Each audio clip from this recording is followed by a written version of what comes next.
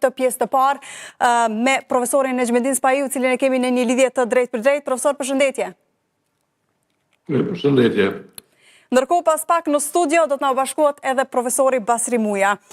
Profesor, po e nisim me juve. Si ke pa realisht gjitha zhvillimet gjatë javës kaluar dhe ku na çojnë këto zhvillime? Sepse tashmë duket sikur LDK-s në fakt vetëvendosjes nuk i ka mbetur as PDK-ja, po as Lidhja Demokratike e Kosovës për shkak të problemeve të tyre të brendshme.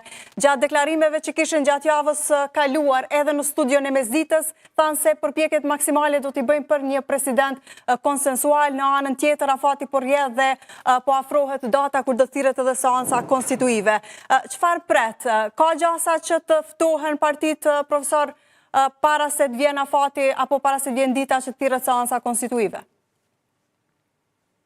Shumë e vështirë, por e kam thënë se për një president konsensual është e vështirë të gjendet në Kosovë.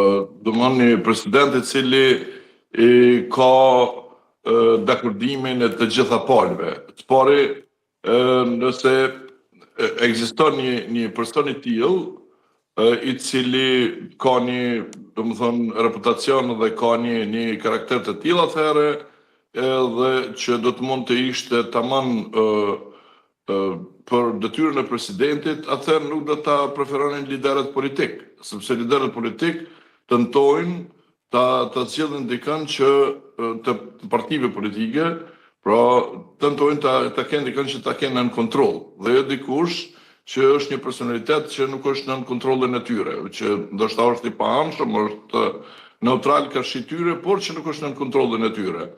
Në ndërkohë, vështirë të gjendet ndonjë personalitet të cilin të gjitha partitë do të mendojnë se atë e kanë në kontrollin e tyre dhe do të, ndoshta më vonë ndonjëra prej tyre do të zhgënjehej, por nuk ka personalitete të tilla në Kosovë që partinë mendojnë se të gjitha partitë mendojnë se është në kontrollin e tyre.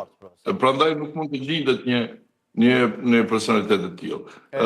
Ajo çfarë është e mundshme, që është më realiste, është që të ketë një marrëveshje në mes të vetëvendosjes dhe ndonjëres prej partive politike për atë se kujt do t'i jepet posti i presidentit.